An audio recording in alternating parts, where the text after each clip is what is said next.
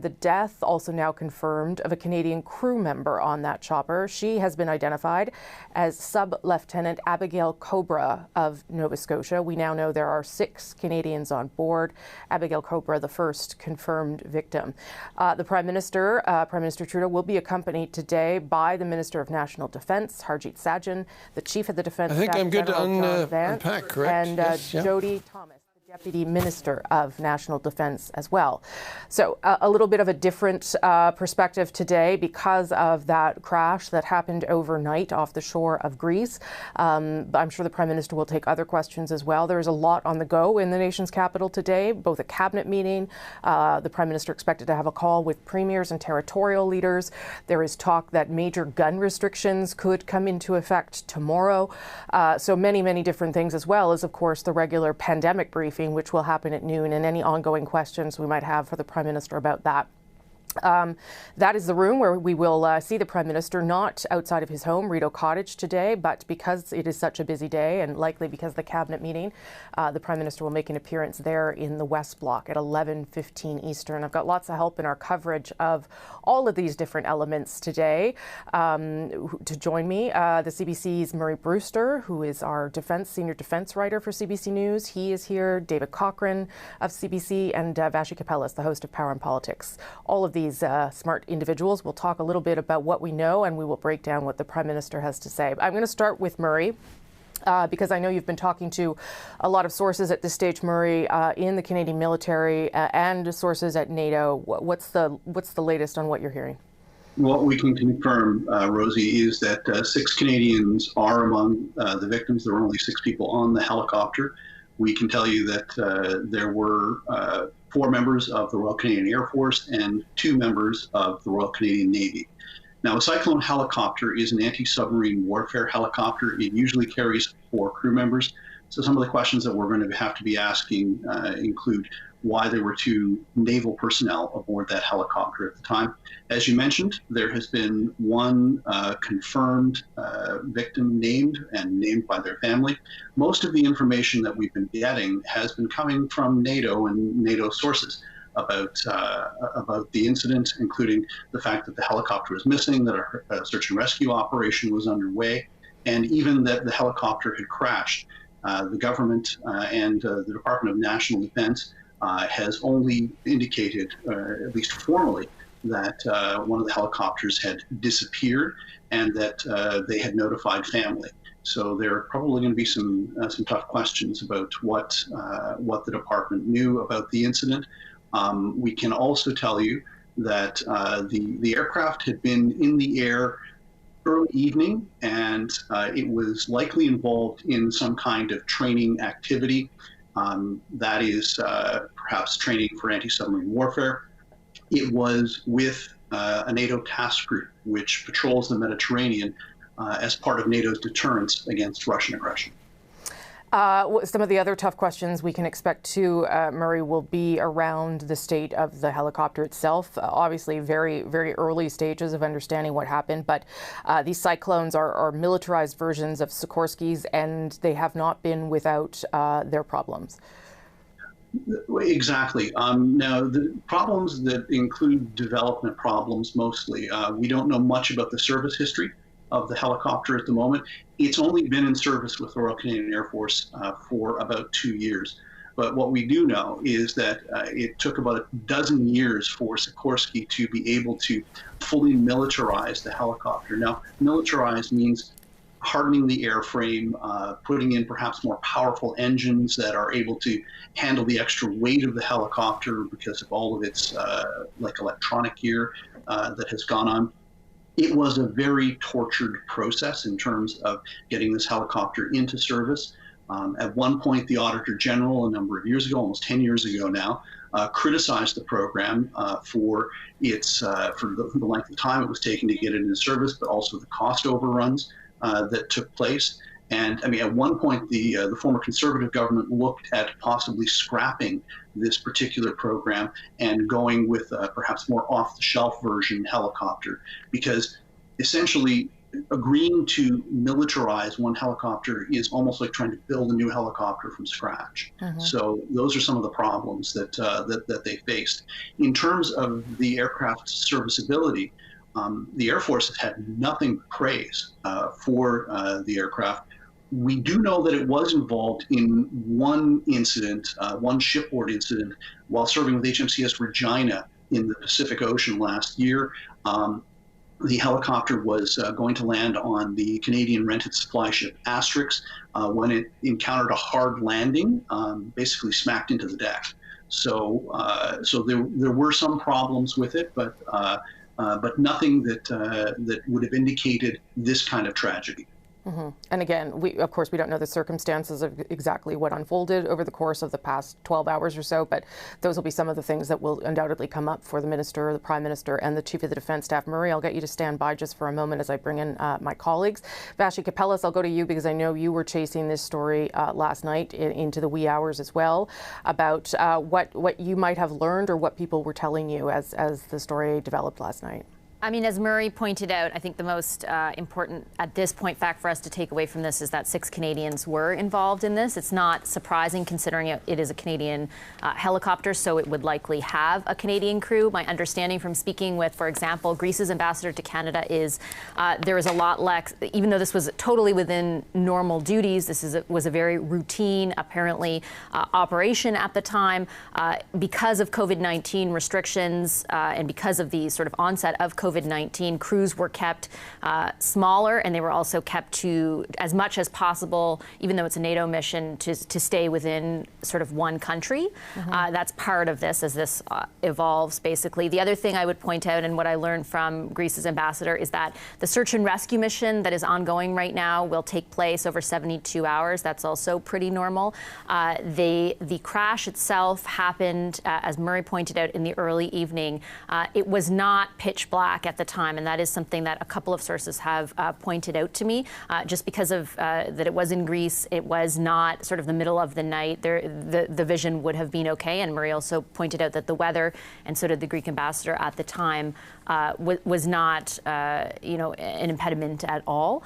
So as you point out, Rosie, there are a lot of questions about what happened. My understanding is that investigation is at the earliest possible stages, obviously, because the search and rescue mission is ongoing right now. The other thing where that mission is concerned is that this happened in international waters, and the sort of body that governs or that is responsible for that area is actually based in Italy. So there are a lot of Italian vessels as well as helicopters helping with the search and rescue mission right now. I know that Greece has offered to provide any of that equipment as well to take part in the search, but that's where things stand at the moment. Okay, and of course we're standing by to hear what the Prime Minister, his Minister of Defence, and the Chief of the Defence Staff have to say.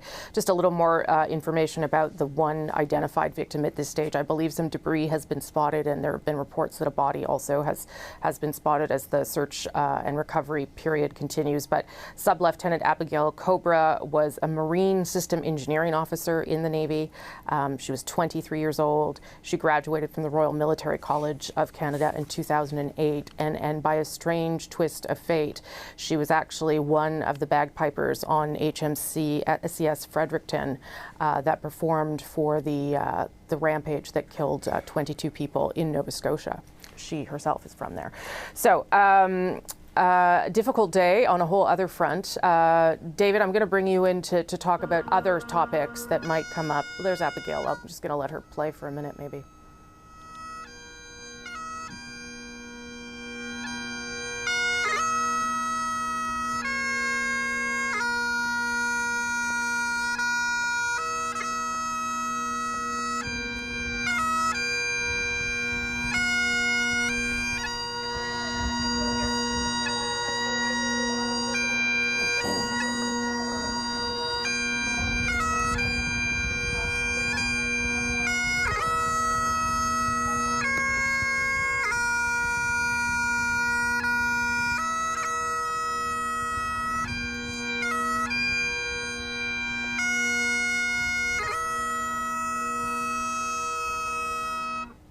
Okay, and that is Sub-Lieutenant Abbigail Cowbrough performing on HMCS Fredericton, just one of the lives lost in that crash we're going to hear more about in about 5 minutes' time.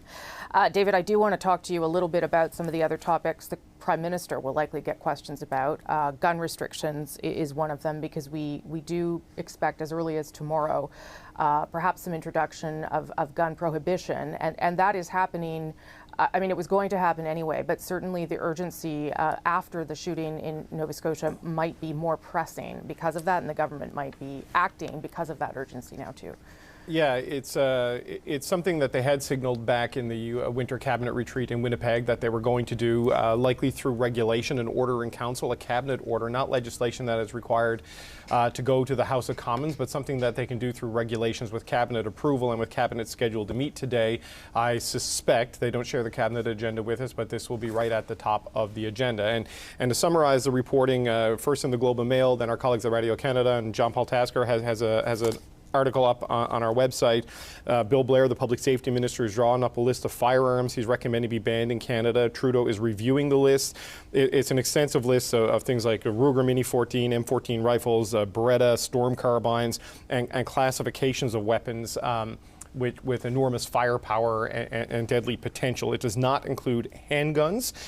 They need to legislate that, and what they want to do there is new powers on handguns to give municipalities the power to enact their own restrictions on handguns. These are all things that were promised during the election campaign.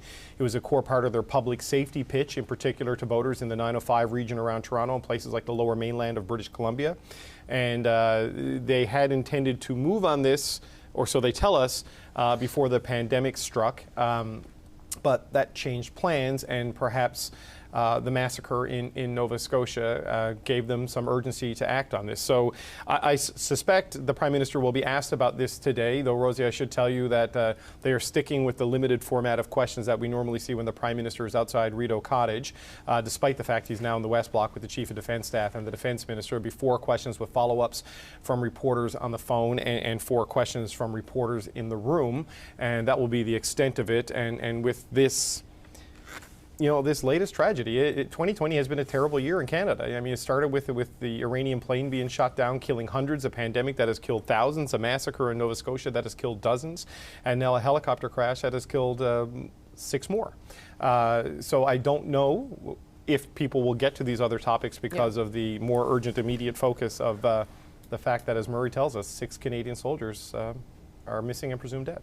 Yeah, quite right. And you're also right to say that the gun restrictions, the prohibitions, what is on the table is likely to go in front of Cabinet today, if it hasn't already, but I would imagine it will get discussed one last time. And what was interesting about some of the reporting our colleague Louis Blouin did was that the choice of weapons that you talked about there to be prohibited, in the description of those weapons, they also included where they had been used.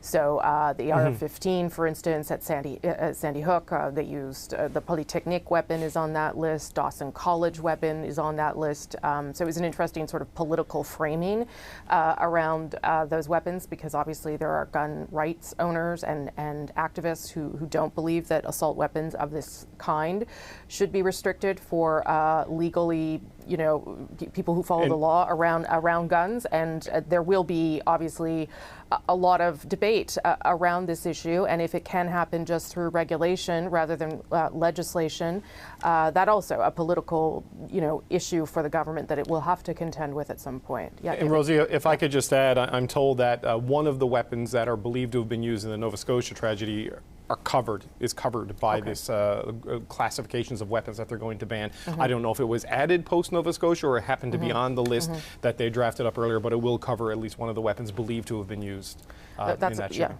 That's an important note. And the other weapons as well, some of the other weapons we believe were obtained through the United States, and some, I would imagine, illegal fashion. The RCMP still looking at that. All right, we are standing by to bring you to that room there in the West Block that has become familiar to you just because that's where these regular briefings on COVID-19 are held. Today, though, the attention turning to, as David said, just another tragedy in what has been a very difficult year for this country. And this is another instance of that, with this crash of the the Cyclone helicopter off the coast of Greece. It was involved in a NATO mission, and Murray and Vashti have been able to confirm that all 6 people on board were Canadians, and we do have identified one of the victims at this stage. I'll go back to Murray as we're waiting. Murray, just I may interrupt you, but I'll just bring you back just with some of the other things that we may need to keep in mind here. Maybe you could just tell us a little bit more about the NATO mission itself. As Vashti said, this was just sort of a regular training mission. It didn't seem to be anything out of the ordinary. I guess accidents can happen, but maybe you could just bring us up to speed on what they would have been doing over there at all. Well, the NATO mission is a deterrence mission. It's meant to keep Russia in check in Eastern Europe. And NATO has 2 task groups, naval task groups, and one of them patrols the Mediterranean. Canada regularly contributes to that particular mission. In fact, it commanded that task group a number of months ago. And what they would be doing is they would be training for anti-submarine activity. They were tracking Russian submarine activity in the Mediterranean.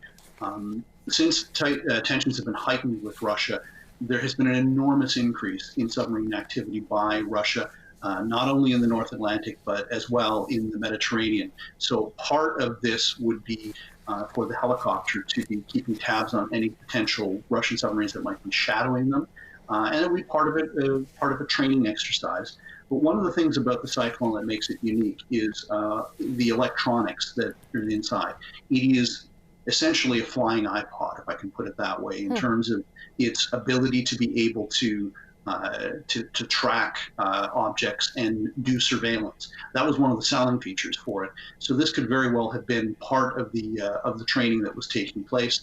One of the questions I have in my mind, aside from what Vashti had mentioned about the COVID restrictions and restricting crew size on missions, is what were 2 naval technicians doing on board the aircraft at the time.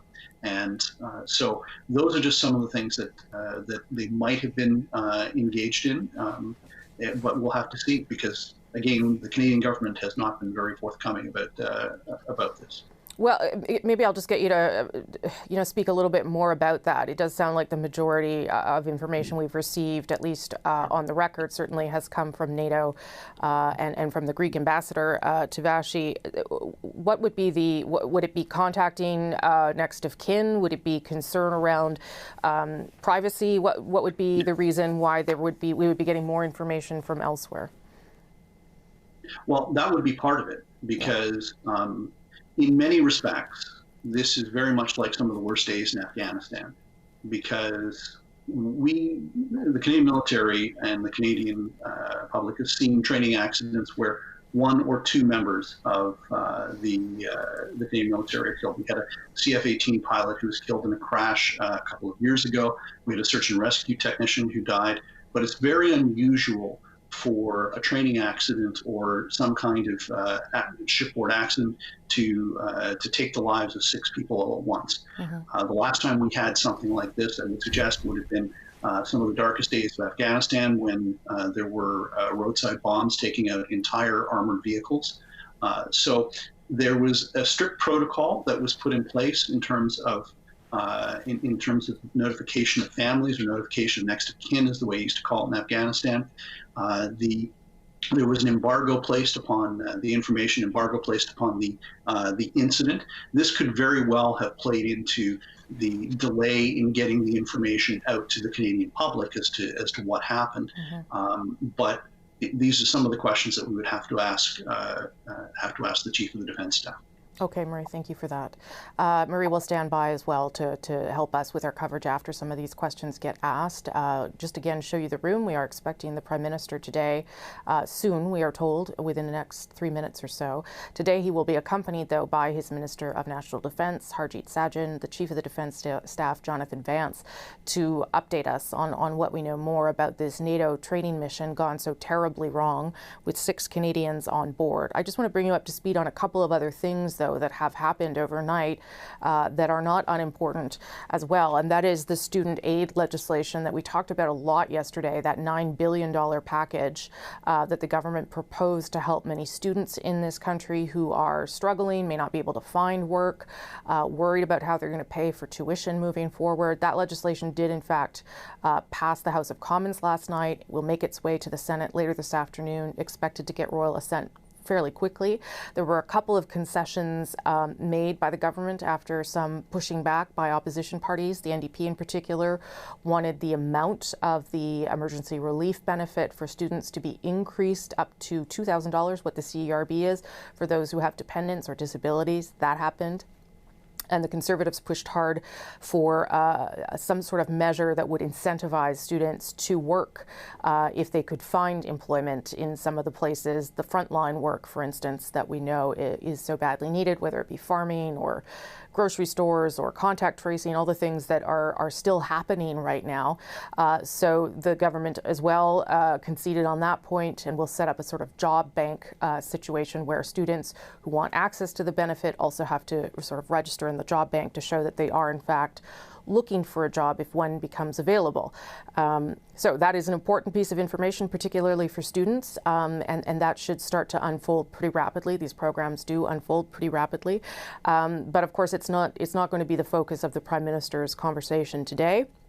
He has a busy day as well, not only with this briefing focused on the accident, but also a cabinet meeting later, a premier and territorial minister's call, which will, I'm sure, very much be focused on the reopening of the economy, and then potentially, as David and I were talking about, this prohibition of guns coming tomorrow.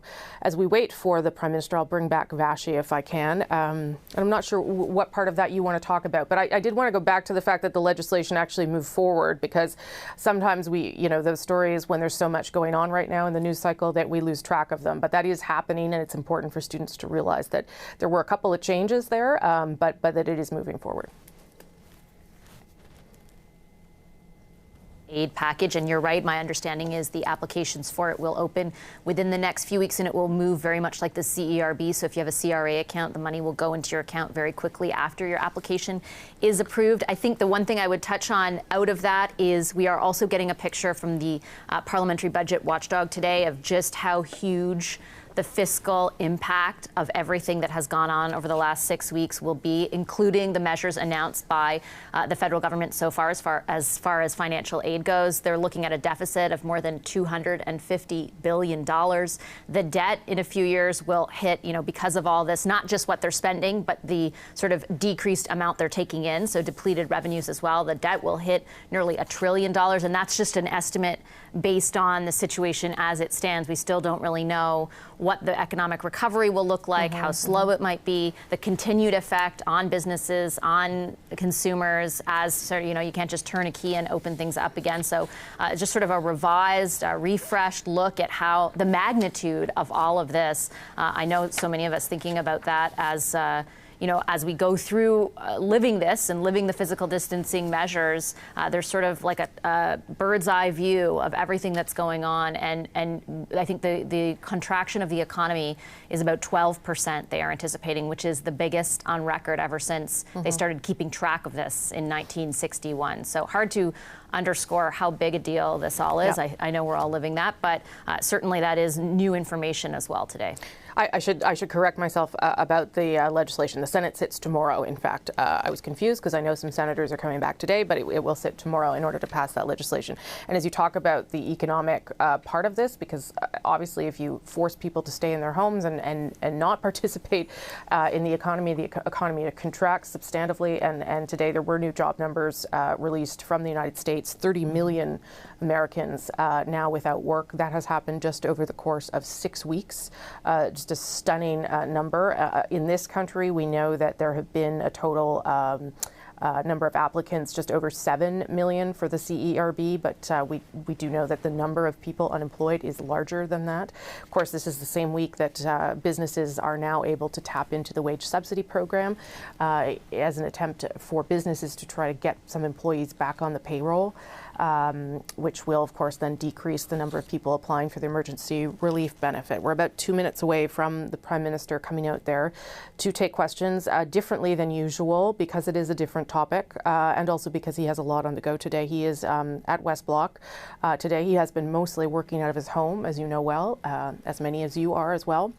But today, because of a cabinet meeting and other things, he will be at this room where we normally have the pandemic briefing. That briefing will still happen at noon Eastern with other cabinet ministers and public health officials. So we will get still an update on the situation of the pandemic, which has now in this country passed a sort of a dire marker, more than 3,000 people now dead in this country. And as we know, so many of them related to those long-term care centers. So that briefing, that information still to come at noon mostly. But we would expect the vast majority of the questions to the Prime Minister, the Minister of Defence Staff, Chief of Defence Staff about this downing of an helicopter, crash of an helicopter rather, off the coast of Greece.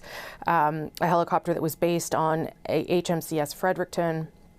As we've been reporting, 6 Canadians on board, and one confirmed victim of that crash now, Sub-Lieutenant Abbigail Cowbrough, who was a Marine System Engineering Officer in the Navy. She was 23. She graduated from the Royal Military College of Canada in 2018, and there's already been some notes from her father on Facebook, and we obviously have confirmed that with her family members. Her father, Shane Cowbrough, saying that he lost his oldest daughter in the crash, that there are no words. You made me forever proud. She too also tribute made to Abbigail by her local church. She participated there as well. And we also know that she played the bagpipes, and she did that on board the HMCS Fredericton not too long ago to honor those who were killed in the shooting rampage in Nova Scotia just a week ago.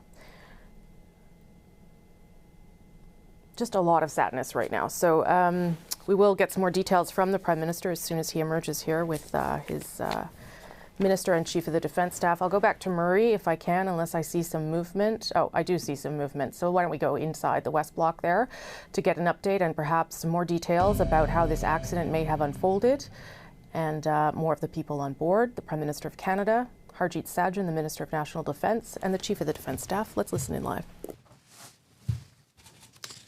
Bonjour tout le monde. Good morning, everyone. Yesterday, a Royal Canadian Navy helicopter on a NATO mission carrying 6 members of the Canadian Armed Forces went down with all hands in the Ionian Sea off the coast of Greece. They were flying from the Canadian naval frigate HMCS Fredericton, home port of Halifax, as part of Operation Reassurance. 1 casualty was recovered and 5 are missing. All of them are heroes. Each of them will leave a void that cannot be filled. On behalf of all Canadians, I want to offer my deepest support to their families, their friends, their shipmates, and their fellow CAF members. This is another very hard day for Halifax, for Nova Scotia, and for our armed forces families. I spoke to NATO Secretary General Stoltenberg earlier this morning, who offers support and assistance in the times to come. In the coming days, there will be many questions about how this tragedy occurred, and I can assure you we will get answers in due course. Yesterday, a helicopter of the Royal Canadian Navy went down carrying 6 members of the Canadian Armed Forces in the Ionian Sea off the coast of Greece. This frigate was part of the HMCS Operation Reassurance mission, and there was 1 casualty recovered and 5 people missing. They are all heroes.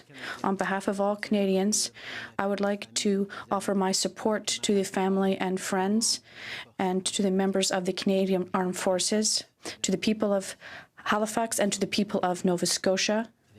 We are with you. In a season of grief, a time of hardship, heartbreak, and loss for so many Canadians, the men and women of the Canadian Armed Forces stand tall. Bearing the maple leaf on their shoulders, they are known around the world as beacons of civility, compassion, and courage. Whether combating terrorism, standing by our partners and allies, or supporting peace operations around the world, they do what they always do: step towards danger so the rest of us can stay safe. Operation Reassurance is Canada at its best, bolstering security and stability in Central and Eastern Europe. Here at home, we turn to the forces in times of flood, fire, or other natural disasters. They never say no. They always put their shoulders to the wheel. And now, as we battle the COVID-19 pandemic, the Canadian Armed Forces are on the front lines in our seniors' homes, helping to protect and care for our most vulnerable citizens. Even as up to 915 soldiers are deployed on Operation Reassurance in Europe, reinforcing NATO's collective defense, the CAF will soon have more than 500 serving in 13 long-term care facilities in and around Montreal. And more will go in as they are prepared for this work. Earlier this week, CAF teams were deployed to assist in 5 long-term care facilities in Ontario. These people are working day and night, helping to protect our parents, our uncles, our aunts, and our grandparents. At this time of grief, the women and the men of the Canadian Armed Forces keep their heads high, proudly bearing the maple leaf. They're recognized worldwide as models of civility, compassion, and courage. Whether they're called to combat terrorism, to stand alongside our partners and allies, or during peace operations, they do what they're used to doing. They step towards danger to ensure our security. We turn to them in Canada when there's a flood, a forest fire, or another natural disaster. They never say no. They're always ready. And now, as we're facing a pandemic, the Canadian Armed Forces are once again here for us. They're taking care of our seniors. They're helping out at seniors' homes. 915 soldiers are currently participating in Operation Reassurance, and soon there'll be more than 500 members of the Canadian Armed Forces in long-term care homes in Montreal. And others will join them soon. Earlier this week, members of the CAF were deployed in 5 long-term care facilities in Ontario. Our members work day and night to protect our parents, our aunts and uncles and grandparents. They deserve our recognition. Whether at home or abroad, the women and men of the Canadian Armed Forces are the hand of our intentions, the concrete expression of our valor and values as Canadians. And so we stand with them, and we hold out hope to find the missing. Once again, thank you for joining us. I will now turn it over to Minister Sajjan, General Vance, and Deputy Minister Thomas. Thank you, Prime Minister. As the Prime Minister has said, yesterday we lost contact with a CH-148 Cyclone helicopter deployed on board HMCS Fredericton. The helicopter was involved in an accident while it was participating in NATO allied exercises as part of Operation Reassurance off the coast of Greece in the Ionian Sea. Since yesterday, I've had a number of conversations with the Secretary General of NATO. We remain in contact with Italy, Greece, the United States, and Turkey, who are assisting us in the search and rescue efforts to help us find the Canadian Armed Forces members who were on the helicopter. Through the night and day, ships, aircraft, and helicopters were engaged in search and rescue efforts. I want to thank all our allies for their support on this. As of this morning, this is what we currently know. The cause of this accident is unknown at this time. We can confirm the death of one member of the Royal Canadian Navy. Search efforts are still ongoing for the remaining 5 missing members. We have recovered the flight data and voice recorders from the helicopter. A Canadian Armed Forces flight safety team is departing today to begin their work to find answers for the families and loved ones. And the families and members on the helicopter have been notified. The families of the members of on the helicopter have been contacted by the Canadian Armed Forces. The Chief of Defence Staff is making sure that families are kept up to date with information on their loved ones. We will continue to provide all support to the families who are affected by this. As we receive new information, the Canadian Armed Forces, the Department of National Defence, and I will continue to update Canadians as soon as it is appropriate to do so.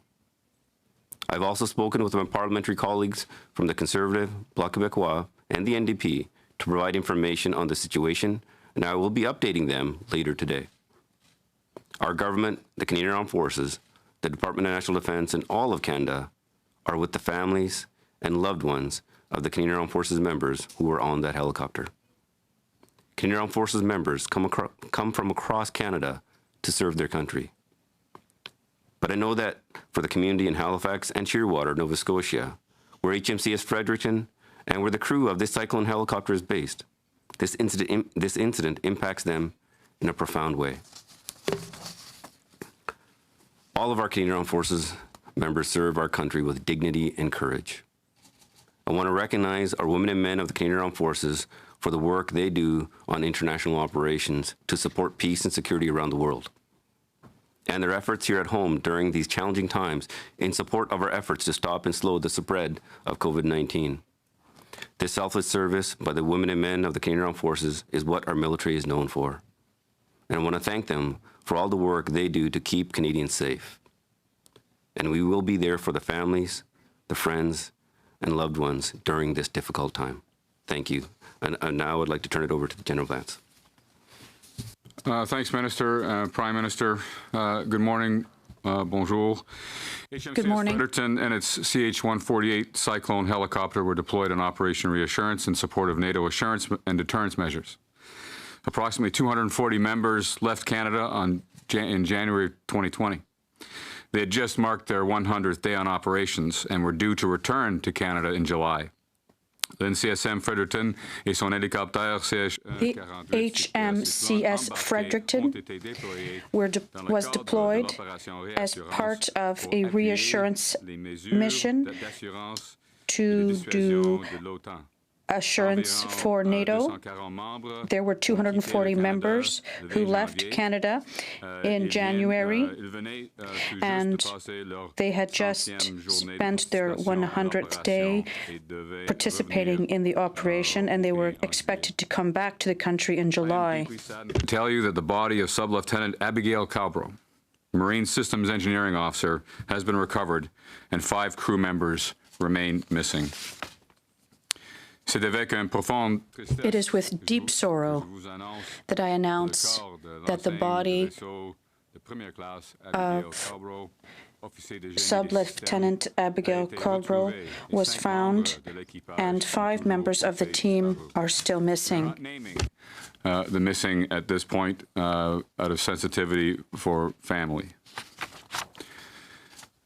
To their family and friends, to the family and friends and shipmates of Sub-Lieutenant Cowbrough, our thoughts and prayers are with you during this difficult time.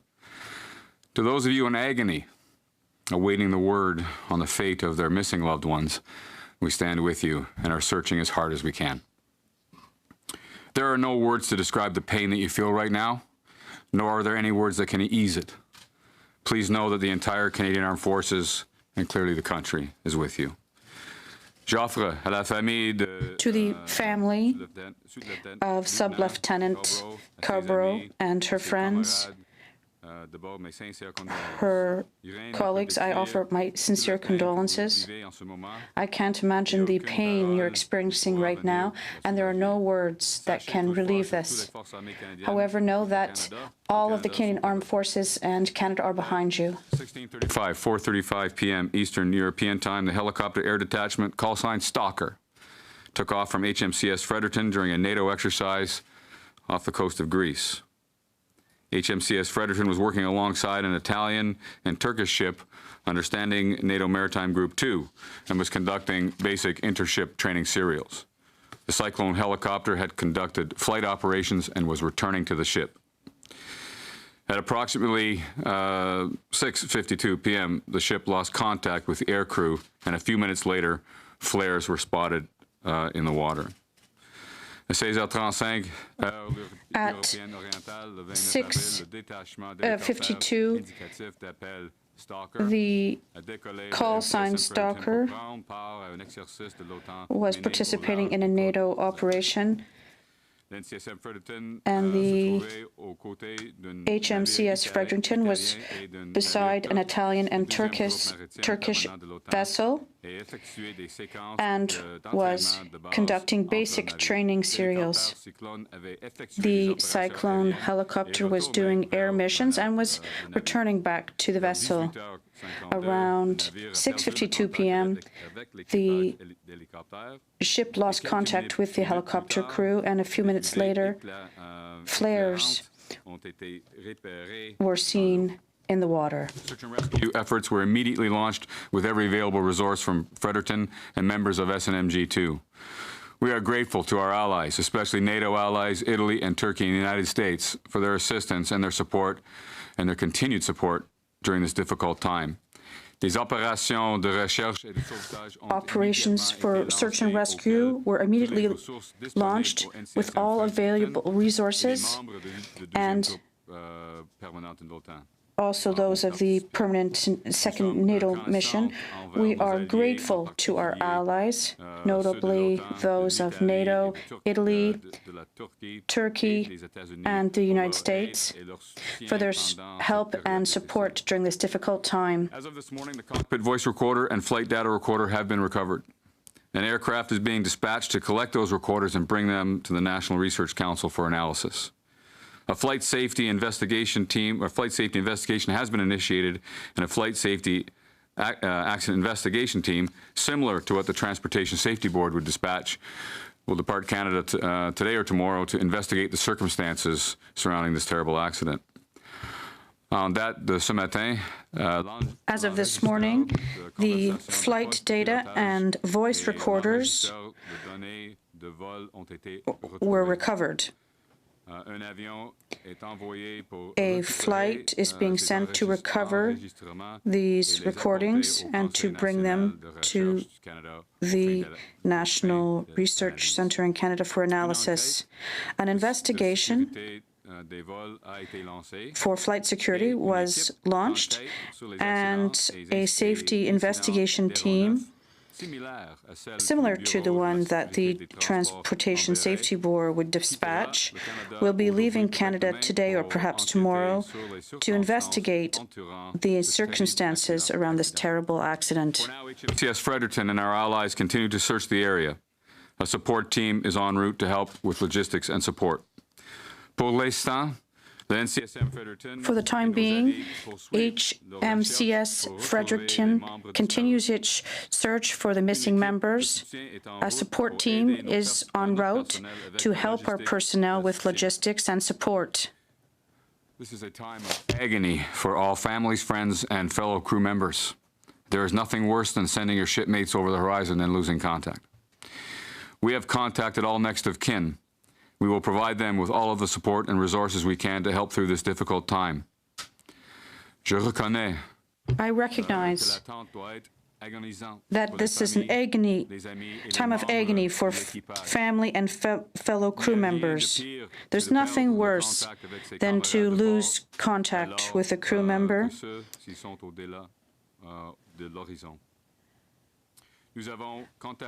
We contacted all next of kin of the victims, and we will provide them with all the possible support and resources to help them get through this difficult time. I am very proud of our brave sailors and aviators deployed on Operation Reassurance and the work that Canada's military personnel do every day for global security and to help their fellow Canadians at home.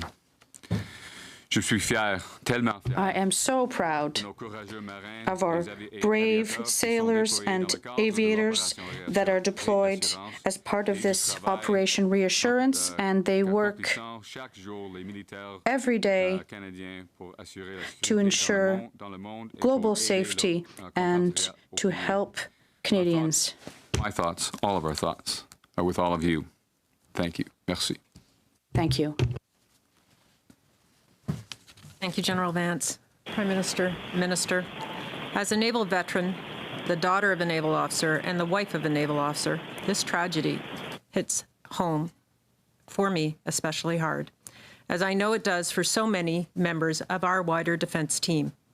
We know that all Canadians extend their deepest sympathies to the entire crew of HMCS Fredericton, who served shoulder to shoulder with their lost shipmate.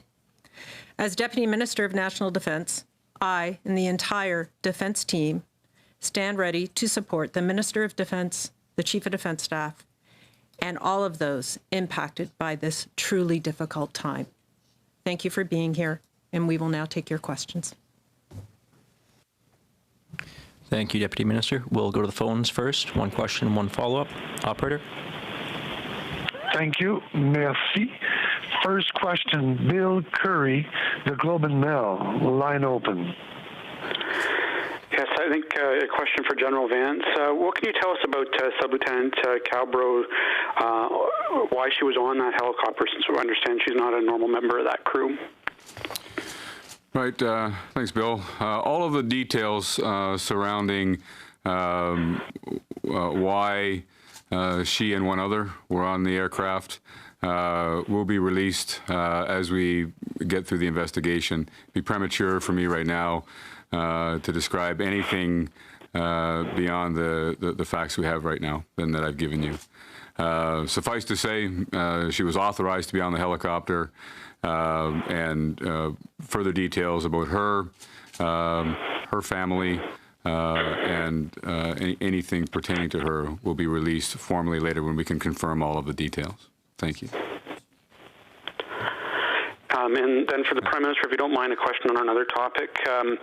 The Parliamentary Budget Officer released a report this morning saying that the federal deficit could reach $252 billion, and that it could climb higher if the current programs are extended or if the government approves fiscal stimulus measures when the economy recovers. So at what point do you reach the limit of what Ottawa can afford in response to COVID-19, and how will your government deal with the new debt once this crisis is over?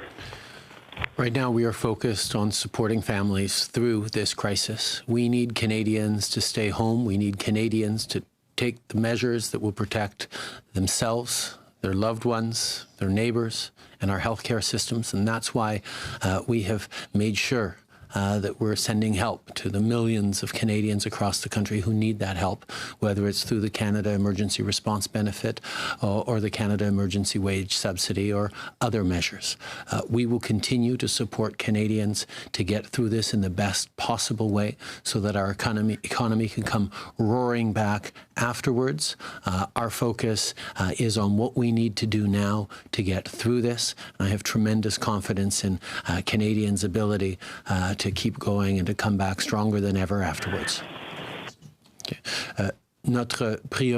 Our priority in the current situation is to help the families and to support Canadians who need this so that we can do what we need to do, namely to stay at home, to be there for each other, to prevent COVID-19 from taking too many lives and from overly impacting our health system. We are going to continue to be there for Canadians, and Canadians will continue to be there for each other, for their neighbours, for our workers on the front lines of the healthcare system, and I'm very confident in our capacity to bounce back afterwards because of the decisions and the actions we're taking now as Canadians. Inaudible. We don't have details right now about the various members that were on the helicopter, including Abbigail, Cowbrough. We will have more details after we conduct our investigation, and we will give you precise details then. Thank you. Next question. Thank you. Merci. Prochaine question, Marie Bastel. Marie Bastel from Le Devoir. Question. Good morning, Mr. Trudeau. To follow up on the question about that Bill asked about the PBO's report this morning, we've seen now that the debt to GDP ratio is now 49%, and I realize you're insisting what we have to do, we need to do to help Canadians, but people are starting to wonder, how are you planning what will happen next to get a grip on our finances?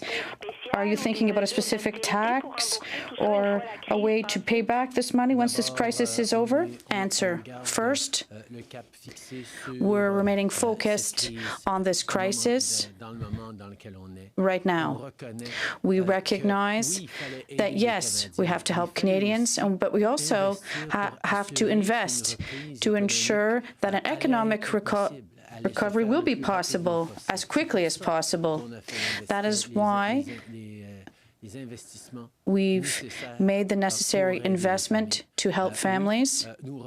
Yes, we recognize that this is an economic crisis that will be tough, that is tough right now for many people, and it will last for a certain period. But at every stage, we have to ensure that the economic recovery will be possible. That's why we've kept people with ties to their employers through the wage subsidy. We've provided support for people so that they continue to pay their rent. We've provided assistance for companies so that they can keep cash reserves and pay their employees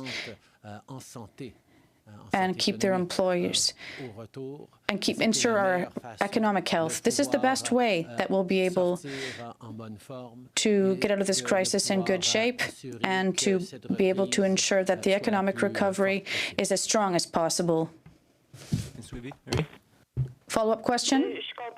I understand, but with all due respect, it doesn't really answer my question about what will happen next. How do you expect to gain a grip on the economy? Do you have any measures in mind with respect to austerity, taxes, or are you expecting to run up deficits of hundreds of billions?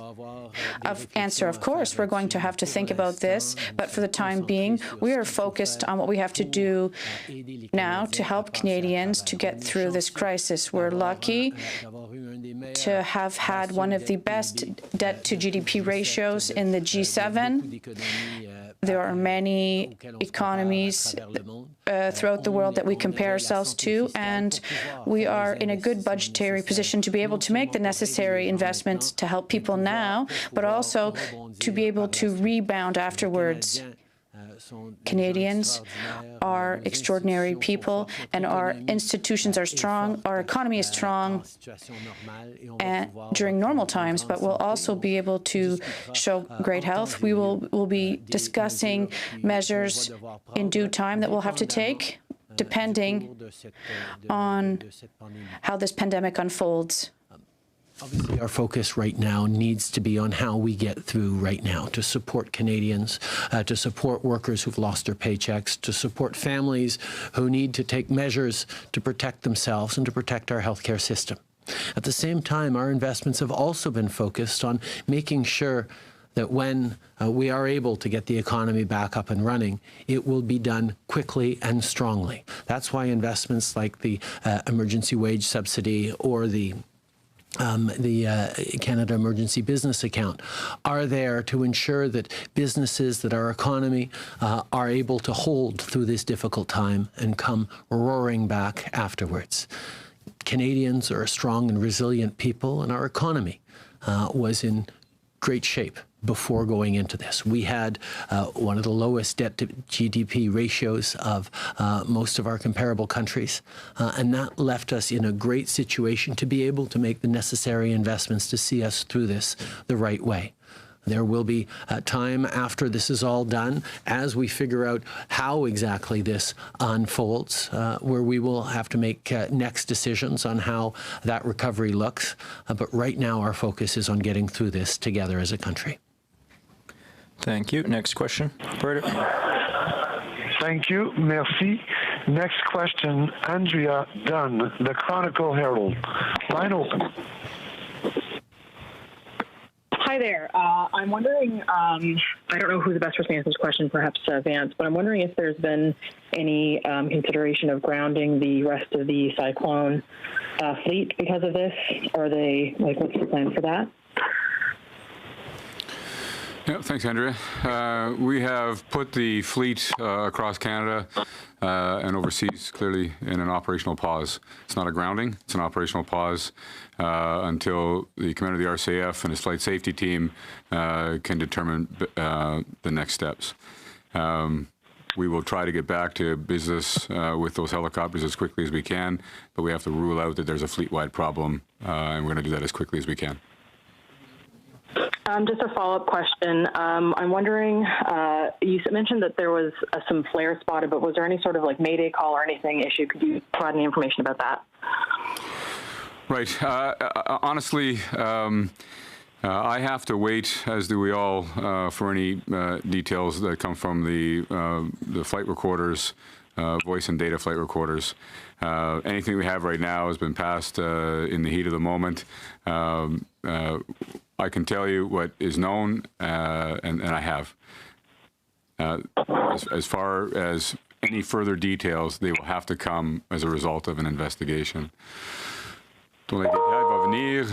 Details, all details will be coming with respect to this helicopter after the investigation is conducted. I forget your other question. Yes. All the helicopters that are CH-148 are on an operational pause.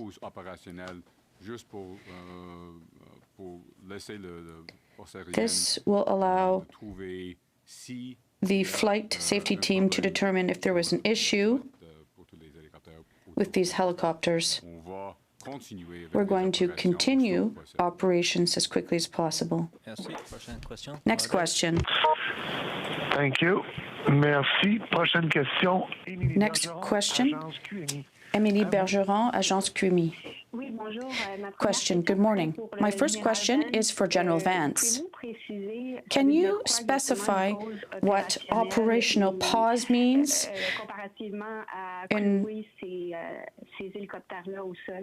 in terms of grounding these helicopters?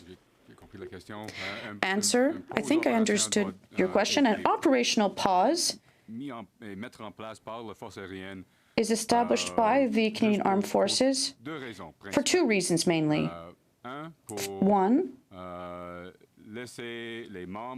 to allow the members of this community to have a moment to think about their crew member. It's important. This is a rather small community and close community. They lost a member of their community, and it's hard for them. Second, we have to eliminate or rule out any problems. So it is a pause that is temporary to allow the Canadian Armed Forces to look at this quickly. Thank you. My next question is for Mr. Trudeau on another topic. Yesterday at the House, you weren't exactly clear about your intentions in terms of companies that benefit from tax havens. So I'd like to give you an opportunity to clarify this. Will these companies be able to get the wage subsidy or not? Answer. We've always fought against tax evasion and avoidance. We've invested in unprecedented measures with the CRA to ensure that there are consequences for any company that seeks to not pay its fair share of taxes. We are going to continue to apply consequences during this crisis and this pandemic.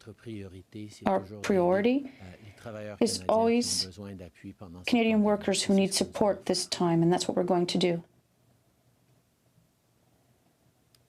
Good morning, Charles, Toronto Star. General Vance, condolences on the loss of your members.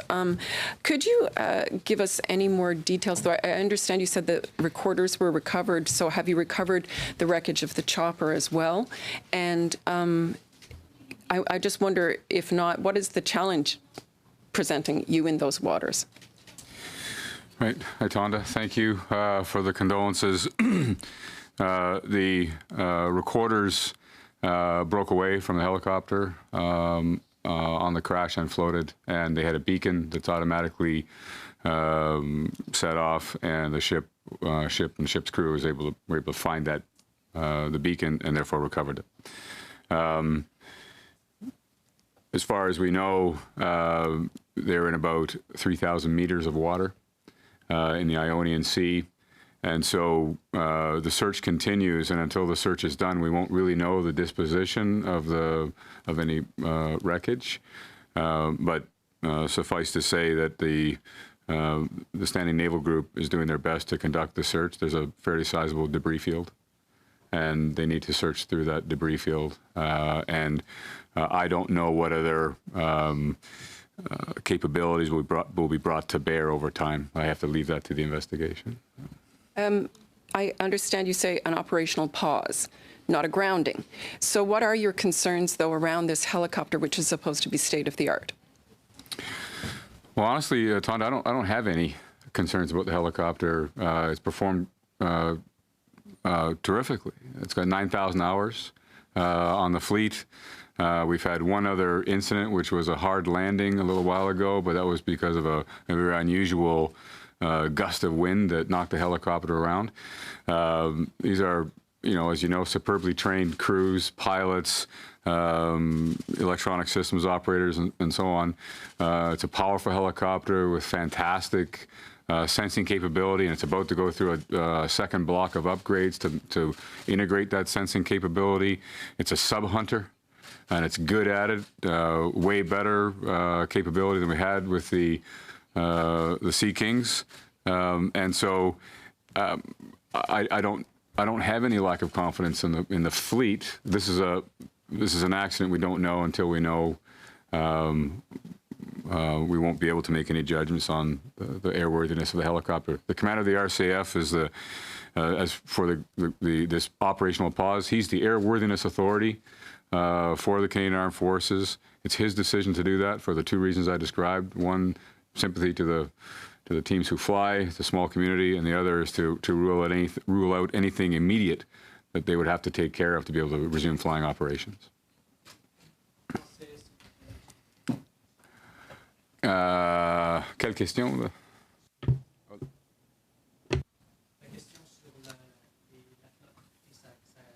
Okay, nous avons. I have a lot of confidence in this fleet of helicopters. They are state-of-the-art. These are new helicopters with a capacity for finding submarines, and the electronics on board are top class worldwide. So we have a lot of confidence in this fleet.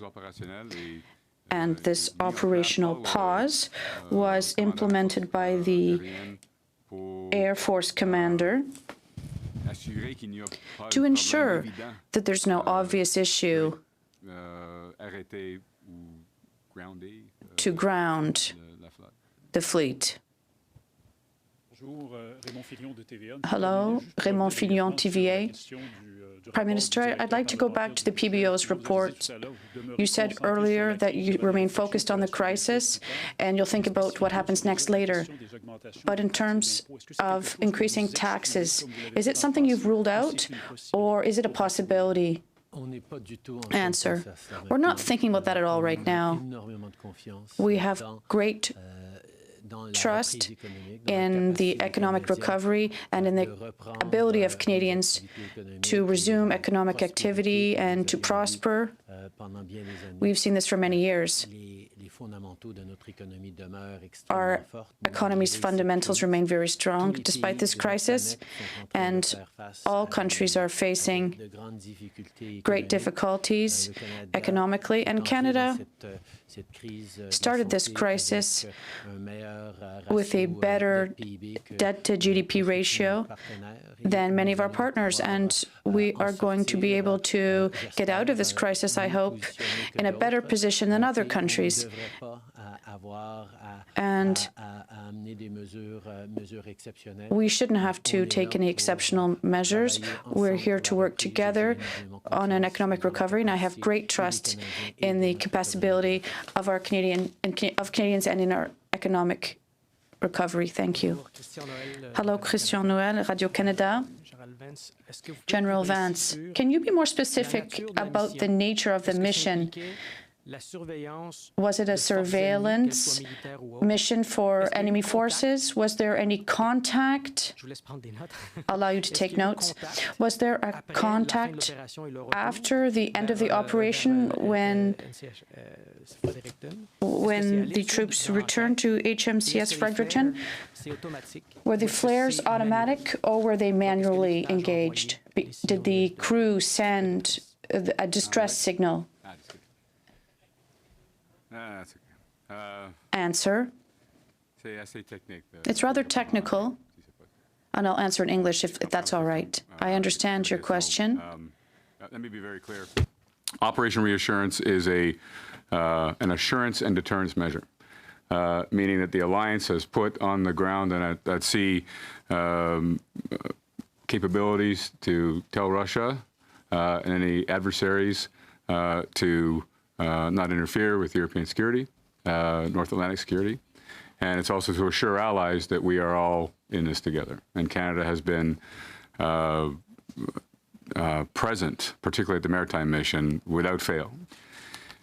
At the time of the accident, the Standing Maritime Group was conducting training and not conducting surveillance or particularly targeted operations on any particular vessel, adversary or otherwise. There was no, from what I can tell, we can't rule anything out, but I'm quite certain from a military situation, this was not a function of contact or a shoot down. I want to make that abundantly clear. And I just lost the thread on your last. Or the manual or the automatic? As I understand it, from what I was briefed, that the flares would go automatically when it ditched. That will be determined more fully by the flight safety investigation. Merci. Thank you. Prime Minister, can I, Tom Perry with CBC, can I ask you about another matter? We've seen a list of assault-style weapons that your government is considering banning. Can I ask why this list, why not other weapons, and the timing? Why are you doing this now? Is it because of the Nova Scotia shooting? We have long been committed to strengthening gun control in this country, including banning military-style assault weapons. There is no need in Canada for guns designed to kill the largest amount of people in the shortest amount of time. That was a commitment we made in the last election, and it's something on which there is a large consensus by Canadians who want to see less violence and fewer deaths from gun violence in this country. We were ready, almost ready to go on measures to do just that when Parliament suspended because of COVID-19. And we will have more to say on this when we make an announcement around what we're doing to strengthen gun control in the coming days. We have made a firm commitment to Canadians to ban military assault-style weapons because in Canada, there's no room for weapons that were made to kill large number of people. there is a consensus across Canada that we have to do everything we can to protect Canadians and their communities from gun violence. And we have committed to do exactly that. We were almost ready to announce measures to strengthen gun control when the Parliament was suspended because of the pandemic. And we will be making announcements in days to come, and we'll give more details on this then. Last question. Prime Minister Janet Silver, Global News. Just to switch topics again, if you will. Were you or anyone in your government aware back in January that China had engaged in a global effort to procure PPEs and have those sent back to China? And if you or anyone in your government knew about this, why didn't you try and stop it?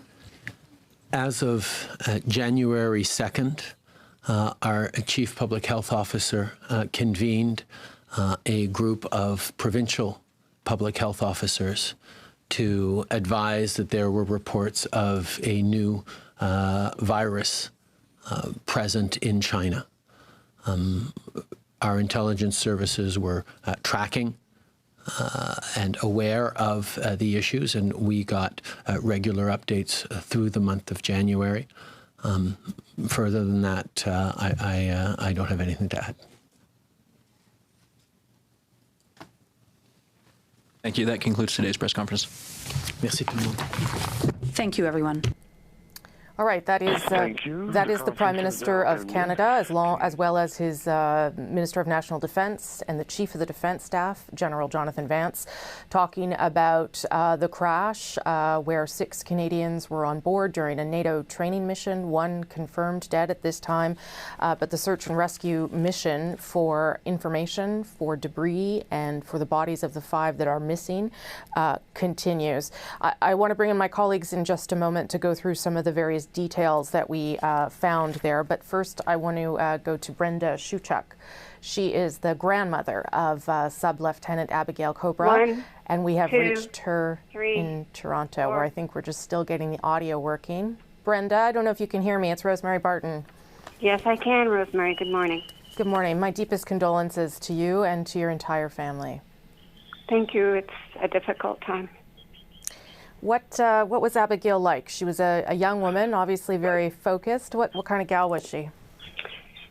She was just a bundle of energy. She had long, luxurious red hair, and she just was a tempest in a teapot.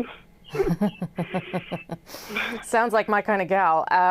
She definitely would be your kind of gal. What brought her to the Navy? Why did she get involved? I don't know if it's a family that's involved in the Canadian Forces, or if this is your first person. Not really. Her mom and her second husband moved to Peterborough, and Abigail has 3 brothers, Simon, August, and Sebastian. And when they moved to Peterborough, Tanya decided that she was going to put them into cadets. And she knew basically that she was never going to be able to afford to send them to university, and she really hoped that they would choose the military as a career.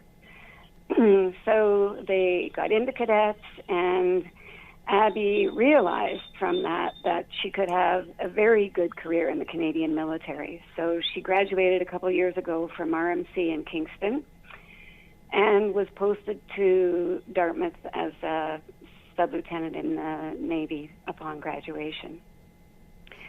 So it was basically the story of join the Navy and see the world. She has, this deployment was actually her 3rd in the Mediterranean region, and she loved the sea, she loved the Navy, she just loved everything about it. And she had been on this mission, that General Vance said this was about 100 days they had been away, expected back in July. What was she doing? What was she telling you her days were like over there during this mission? Actually, I'm going to take 1 second here and pull up my last communication with her, because she told me exactly what her days were like. She said, I'm going to read it to you. I'm really enjoying myself here. My day consists of an early morning run and a workout, studying, learning, working on equipment, because she was an engineer, and eating meals and snacks and reading a good book before bed. So at this point, they were told that they couldn't stop at the ports and get off the ship. So the one thing that she loved, because Abby loved food above everything else, and she just loved the port stops and literally got to see the world. So she was the big sister to three brothers. Have you talked to them today? Have you talked to her mother, her father? Can you give me a sense of how people are doing? We got the call last night from her eldest brother, Simon. He's 22. He's in the Army Reserves, and the younger son is also in the Army Reserves. So they got a visit by three officers in military uniform. So they knew right away that they live in Toronto. They knew right away that something tragic had happened. And so Simon called me and said, "Grandma, can we come over?" And I said, "Well, no, you can't, because me and Grandpa are isolated. We haven't seen family for a long time. We get our groceries dropped off on the veranda." And he said, "Grandma, we really need to come and see you." So I pushed back again, and he just said, "Abby died. We need to talk to you." So they came over, and we put the rest of the family on WhatsApp, and we talked for hours and shared our stories. And how are people doing? I can't imagine, in the midst of everything that, we're all going through, now having this. It's tragic, and everybody that I know, will say that a child should never be taken before an elder. Like, it's backwards, and it's so hurtful, and we're all in so much pain. She was a ray of light. Everything that she did, she was so passionate about, and she was just, whether she played her pipes or walked in a room, she was just a presence. And even, I'm sure you guys can see her Facebook postings and the folks that are putting messages up, but she touched lives everywhere. What will you remember most about her, Brenda, as your granddaughter? I went away to do my degree when Abby was about 5, and I came home from being away for a couple of weeks, and she just bounced in the house with her ringlets and curls just all aflutter, and she ran into my arms and she said, "Grandma Brenda, I missed you so much. Let's go on your big bed and read a good book." But that's just who she was, and it just continued her whole life. She just was a force, absolute force. She played in many military bands and tattoos, and she was a really well-known piper as well. So it was one of her hobbies and something that she did extremely well. One of the things that we talked about when the shooting happened in Nova Scotia, and we'll have to talk about again here, is the fact that because of the pandemic, you won't really be able to have, a memorial for Abbigail, a funeral for Abbigail. I wonder if you've given that any thought yet, or how much more difficult it's going to be because of that.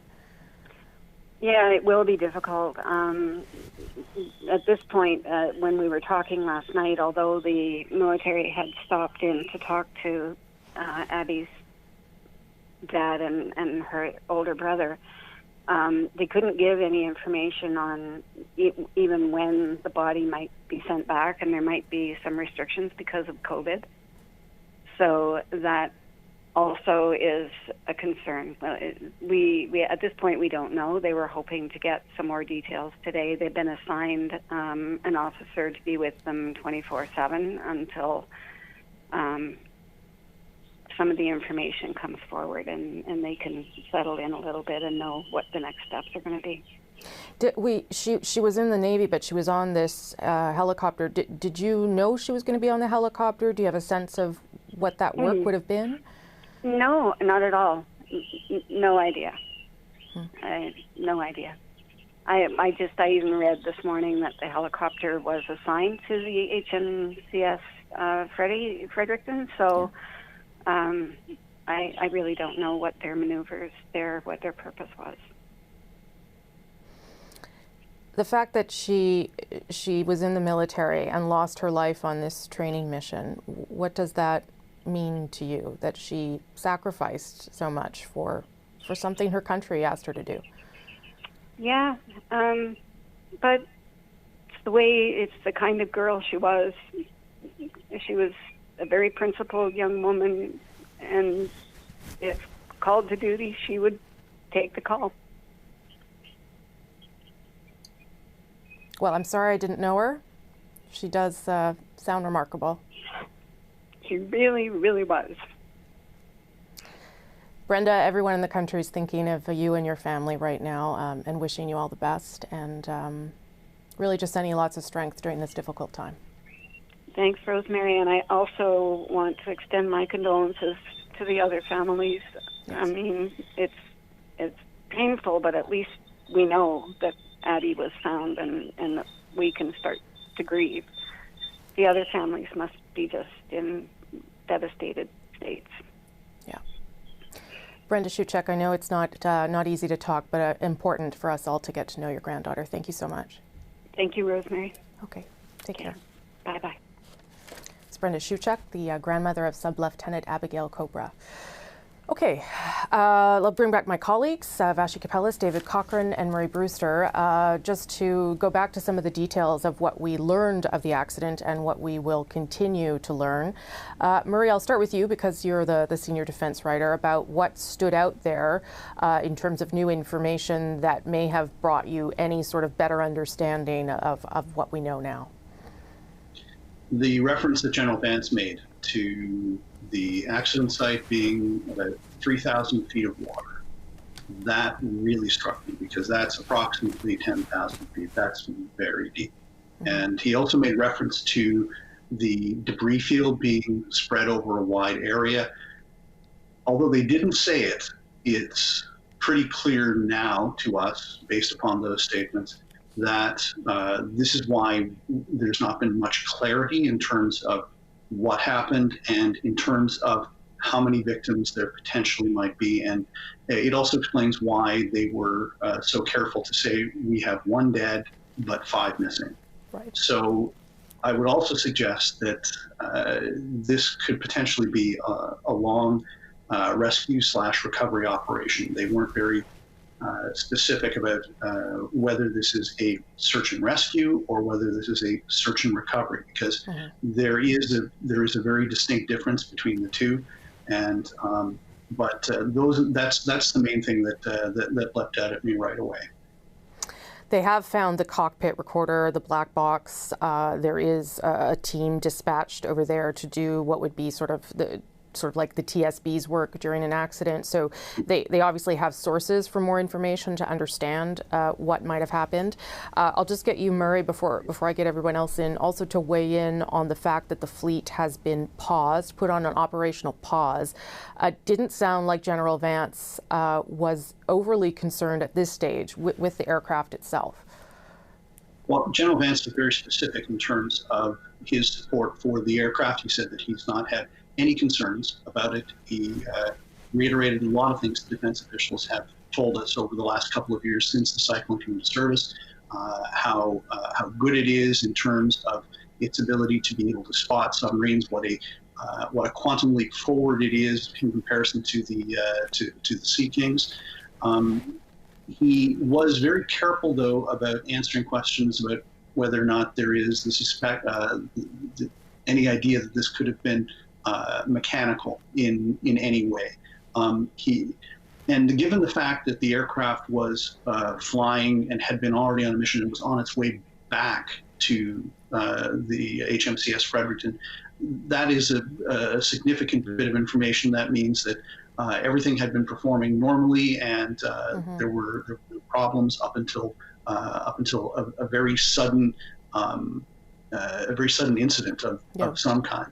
So, and the fact that there is a large debris field indicates that not only the aircraft hit the ocean hard, but it broke apart. So that's going to make the investigation in particular kind of difficult, time-consuming, and complicated. Yeah, and we don't know, and he was asked pretty clearly whether there was a Mayday call. He didn't want to go down that road at this stage, although flares were spotted, but they would have gone off automatically when the helicopter went down, he said. So again, not a lot of understanding of how that might have unfolded at this stage. Marie, I'll keep you there for a moment, and I'll bring in Vashi Kapelas to tell me what you think on the helicopter part, what stood out there for you in terms of these very early hours of trying to understand what happened as they continue to search in that, as Marie says, really large debris field. Yeah, that of course stood out to me, just the size of the debris field. I think as far as the investigation knows, we do know via General Vance that both recorders, the cockpit and the flight data recorder, have been recovered, and they're actually coming back to Canada. They will be analyzed at the National, I think you said National Research Centre. Yeah. And then as well, there is a team from the Canadian Armed Forces headed over there to assist in the investigation. So it sounds like there is at least the beginning of a very thorough investigation, and the fact that the data is there lends itself to the idea that there will be a conclusion reached at the end of the investigation versus, so many other instances, not necessarily pertaining to the military, but when we talk about crashes where you don't have that data available, nor is it in the hands of Canadian investigators. So that really struck me. And then also something Murray mentioned that I just want to pick up on, the description of how routine the exercise was. So General Vance was careful to point out that this was just a training exercise. There's no evidence of contact, no evidence of a, quote unquote shoot down, nothing like that. And that it was about 6:52, they were headed back when contact was lost. And then just a few moments later, they saw those flares. So that sort of, I think, gives us an indication of something happened, right? Something went wrong. And also on the question of the fleet, very careful to say they're not grounding the fleet, that this is an operational pause, that they want to make sure, of course, that the entire fleet is okay. But he was explicit when he was asked by our colleague at the Toronto Star, do you have confidence? Are you concerned about this fleet? And he said, I do not have concerns. I don't have a lack of confidence. Obviously, they'll await the outcome of that investigation, but significant that the fleet is on operational pause right now.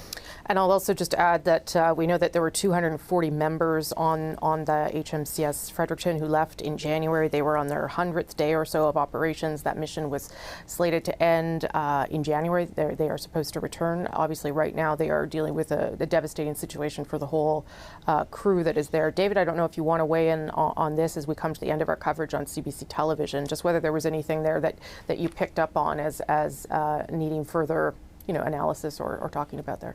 The thing that strikes me is sort of the terrible irony of the forces dealing with this tragedy while their members are being deployed to deal with the tragedy here in Canada, in particular in the long-term care homes. It's one of those days. In Ontario and Quebec, more than 500 soldiers are going to be deployed into the long-term care homes in Quebec. And how much we rely on the armed forces in these times of great national urgency, right now with the medical crisis that's going on, but even earlier this year when they went to my hometown of St. John's to dig everybody out from the snowstorm. And for them to have done so much this year to help and now deal with this, like I said, 2020 has been a terrible, terrible year. Yeah, definitely tough for the whole country. Thank you all for your coverage, your help with the coverage here on CBC Television. I'll be back to you as we end this special. I'll just bring everyone up to date then on what we know now after that press conference from the Prime Minister, the Minister of National Defence and the Chief of the Defence Staff. We know that five Canadians are still missing at this hour, that one Canadian, Sub-Lieutenant Abbigail Cowbrough, has been identified as the first victim of that accident, that it was, of course, part of a NATO training mission, that they have already, as Vashi talked about there, recovered much of the data that they are going to need to better understand just what went wrong in this cyclone helicopter. But the debris field is large, and so the data will help certainly, but the investigative team that is over there right now as the recovery and search mission continues, or rescue mission continues, it'll be important to get try to put those pieces together as they try to understand just what happened with this helicopter. The helicopter fleet itself has been put on an operational pause right now, not because General Vance says he has a lack of confidence in those helicopters, but the head of the Air Force does this in part because, of course, of what the tragedy, the people that are part of the Air Force are dealing with, but also to make sure that there is not a fleet-wide problem, that this is a one-off accident, if you will.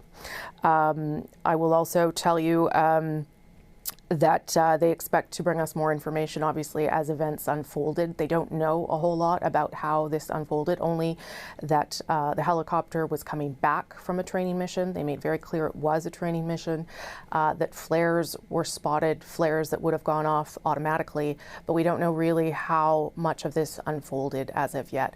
I'll just also say thank you to Brenda Shuchuk, the grandmother of Sub-Lieutenant Abbigail. I know lots of people are surprised that the grandmother wanted to talk, but she did want to talk, and she wanted to make sure we all got a sense of who her granddaughter was, and we appreciate that. That ends our coverage here on CBC Television for now. We'll have more on the pandemic coming up on CBC News Network and CBC.ca. I'm Rosemary Barton.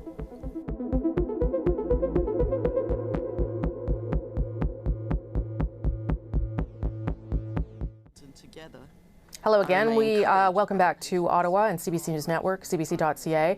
I am Rosemary Barton. We're going to switch gears and take you back to our ongoing coverage of the pandemic, COVID-19. This, of course, Canada's Chief Public Health Officer, Dr. Theresa Tam, giving us an update right now. Let's listen in.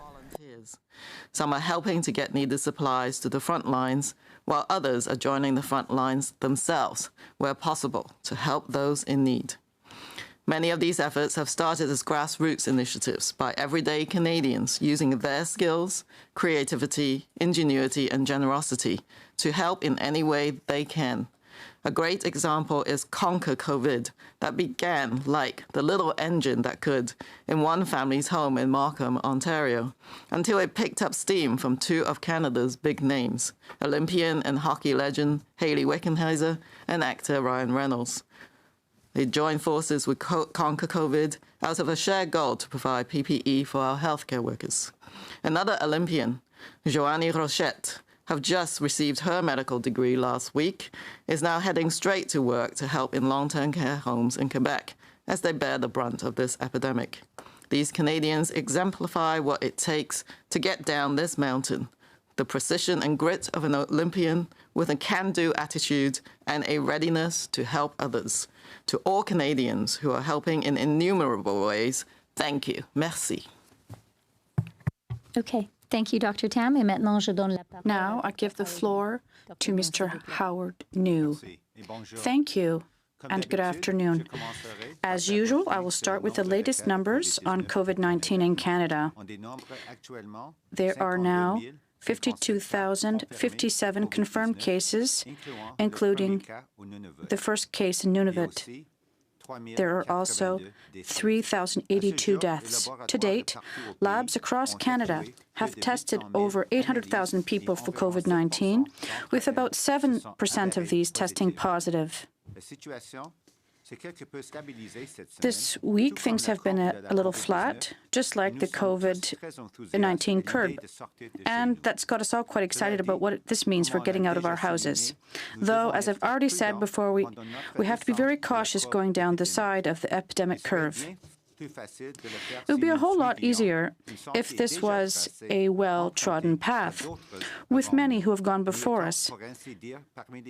But we are largely new explorers, so we'll need to curb our enthusiasm and tighten the safety ropes for the way down. Already on this path, we've seen worrisome transmission events emerging. Having learned a lesson about vulnerabilities in long-term care homes, we're now tackling introductions and spread in certain work settings and congregate housing. I'm also concerned about increasing numbers of COVID-19 in First Nations communities in several provinces. We must get ahead of things to protect and support these communities, ramp up testing and contact tracing to find where chains of transmission are occurring. And while we make our own way down this mountain together, I remain encouraged by the patience, cooperation, and kindness of Canadians who are making the path easier whenever they are needed. To raise our spirits and keep us going, I'd like to share a couple of the many inspiring examples of Canadians who are joining the call for volunteers. Some are helping to get needed supplies to the front lines, while others are joining the front lines themselves, where possible, to help those in need. Many of these efforts have started as grassroots initiatives by everyday Canadians using their skills, creativity, ingenuity, and generosity to help in any way they can. A great example is Conquer COVID, that began like the little engine that could in one family's home in Markham, Ontario, until it picked up steam from two of Canada's big names. Olympian and hockey legend Hayley Wickenheiser and actor Ryan Reynolds joined forces with Conquer COVID out of a shared goal to provide PPE for our healthcare workers. Another Olympian, Joni Rochette, having just received her medical degree last week, is now heading straight to work to help in long-term care homes in Quebec as they bear the brunt of this epidemic. These Canadians exemplify what it takes to get down this mountain. The precision and the grit of an Olympian with a can-do attitude and a readiness to help others.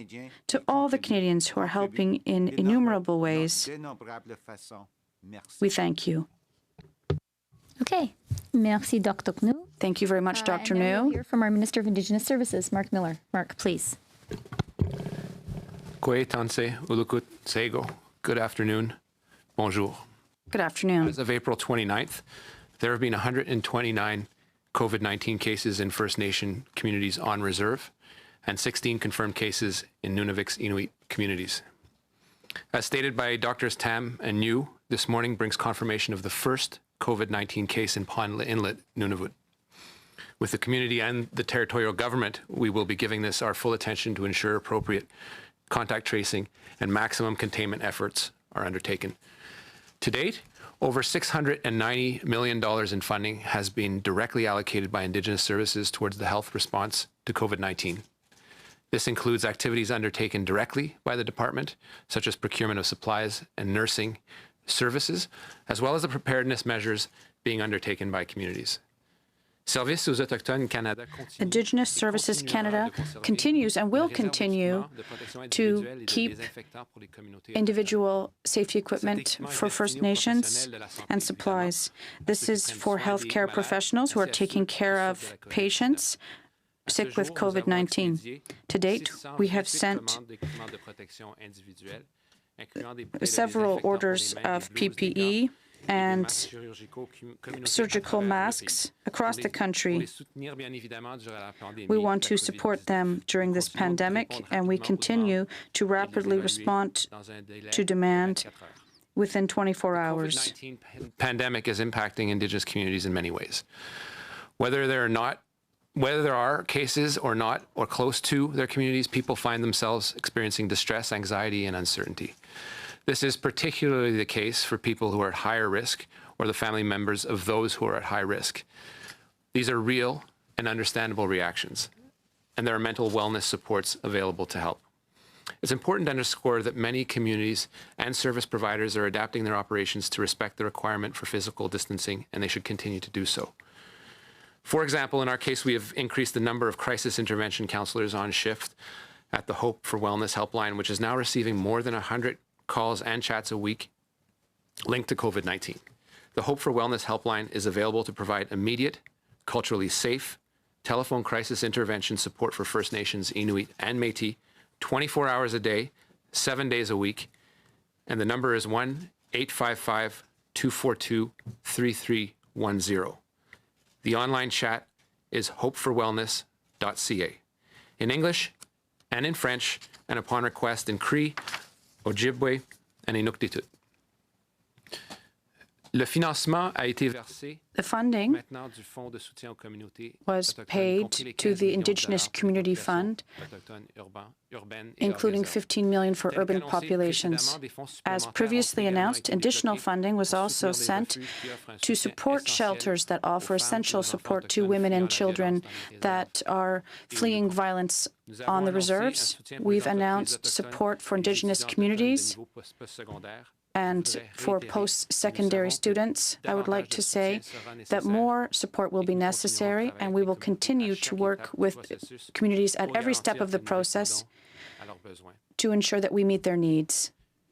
It should come as no surprise to anyone who knows someone that has worn the uniform that today our nation grieves, and in the face of uncertainty, the members of the Canadian Armed Forces are stepping up to help those most in need. These are people that are prepared to make the ultimate sacrifice for Canada, and that is just a small window into the character of these people. Across the country, we have seen Rangers and Canadian Armed Forces members stand up and step up where Canadians need it most. In our long-term care facilities, in areas with acute resource needs, and in remote areas of the country. They've done this unfailingly and with a level of grace and professionalism that we've come to expect from the Canadian Armed Forces. And today they do so, most certainly, with heavy hearts. We understand that seniors in long-term care homes are particularly vulnerable to this virus, and their health and safety are our utmost priority. We are deeply concerned by the spread of this virus across the country, and we recognize the tragic events that took place in Quebec long-term care homes. That is why we've provided support to these institutions that are affected by COVID-19. Thanks to the use of the Canadian Armed Forces, the Red Cross, and Health Canada volunteers, resources have been mobilized to help Quebec get through this tough time. We always do this when an emergency situation threatens our citizens. The Canadian Armed Forces do everything they can to help those who are in need. To date, roughly 500 medical personnel and CAF support members have been deployed in long-term care homes in Quebec. This will help doctors and nurses locally to ensure that they can manage patients and provide health care to those who are in long-term care facilities. We will also help with the coordination of nursing and logistics needs and provide individual protection for those who work in long-term care homes. Moreover, roughly 160 Canadian Rangers employed in Basse-Côte-Nord and Nunavik will provide general and logistical support locally by creating mobile clinics and by guiding the local population. To work in partnership with First Nations, Inuit, and Métis, and as provinces, territories, and cities start discussing the eventual easing of restrictions, we will continue to be extremely vigilant. By working together, we're flattening the curve. And we'll continue this together with work in all communities, secure in the knowledge that we will all keep our fellow citizens safe. By working together, we're saving lives. Miigwech, Nakumik, thank you, merci. Thank you. Okay, thank you, Mark. Now, I give the floor to the President of the Treasury Board, Mr. Duclos. Thank you, Christian. Good afternoon, everyone. I would like to also say that our hearts go out to the families and friends of the victims of the terrible crash of the helicopter that took place in the Mediterranean Sea. And like the Deputy Prime Minister said, our thoughts are with you during this very difficult and painful time. Talking about commitment at the Canadian Armed Forces, I would like to quickly talk about the deployment and and the work of the CHF in long-term care homes in Quebec, where there's also a tragic situation that affects thousands of vulnerable seniors, and 125 medical technicians were deployed in 5 care homes after the request that the Quebec government made on April 23rd. In recent days, we have seen the deployment of 320 other members of the Canadian Armed Forces in 8 long-term traditional care homes, a total of nearly 500 members in total, and roughly 550 soon. We also expect the deployment of many Canadian Armed Forces in 7 other long-term care homes in Quebec, and this will give us the opportunity to thank the members of the CAF and also the members of various institutions and long-term care homes for their very strong work that is highly appreciated. And we also like to thank the representatives and the officials of all levels of government that allow us to cooperate together to provide services and to support seniors who so need this care. Thank you. Thank you, Jean-Yves.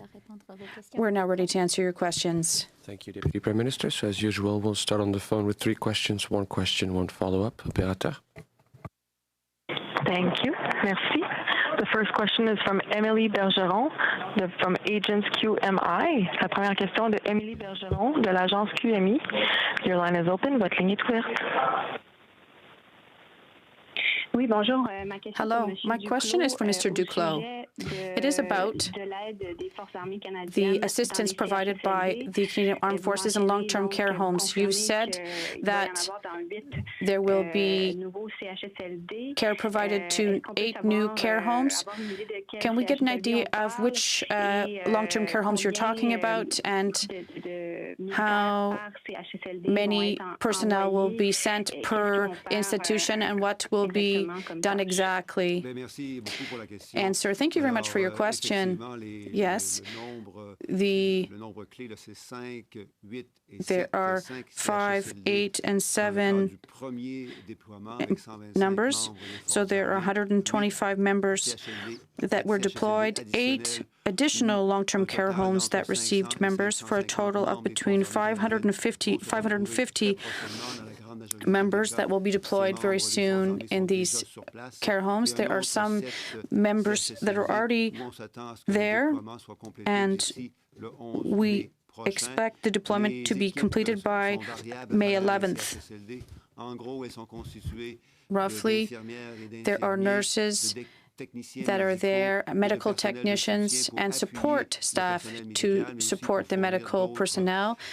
And there's also other support for other tasks that are necessary in long-term care homes. And there are variable needs, and they also are changing. And this is always done under the leadership of the government of Quebec and in cooperation with the Quebec government. In terms of the number of the long-term care homes, this will be the names rather. This will be communicated very shortly and separately. Follow-up question. Thank you. In terms of these teams of personnel, you've mentioned nurses, medical technicians. How many military personnel have training in medicine versus those who aren't trained, who are just there to serve meals, for example? Answer. In terms of that, that's more technical on the health side, and I will give the floor to Dr. New. However, what I can tell you generally is that there's a key balance between medical responsibilities and support responsibilities to other types of services. We're talking here about taking care of sick people, so we do have to have medical personnel. And they also have to provide meals, do certain personal care activities, clean the material that's being used. They have to take care of the environment and the facilities, take care of the movement and of personnel and make sure they have the necessary equipment for these long-term care homes. So the Kingdom Armed Forces are well equipped to do these activities. And we do recognize that what tasks are done depends on the long-term care homes in question. I don't have much to add to what Mr. Duclos has just said. Yes, the Canadian Armed Forces, with their personnel, obviously have the necessary skills. The needs are changing, and we're working in cooperation with the Quebec government and for these long-term care facilities. We have to examine what the needs are, and we will better understand what every person can do. In terms of doctors, there may be skills for them, activities that meet their qualifications, but the situation is evolving, and we'll have more details in coming days. Thank you, Dr. Operator. Next question, please.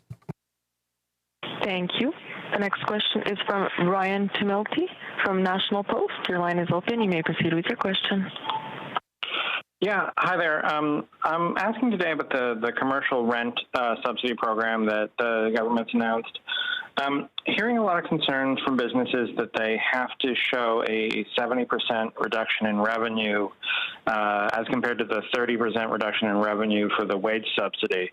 I'm wondering why this 70% threshold was set. Well, thank you for the question.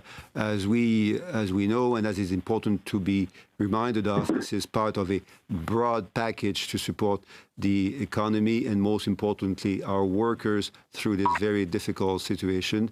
So these measures are emergency measures. They are there to help businesses and workers in their specific circumstances.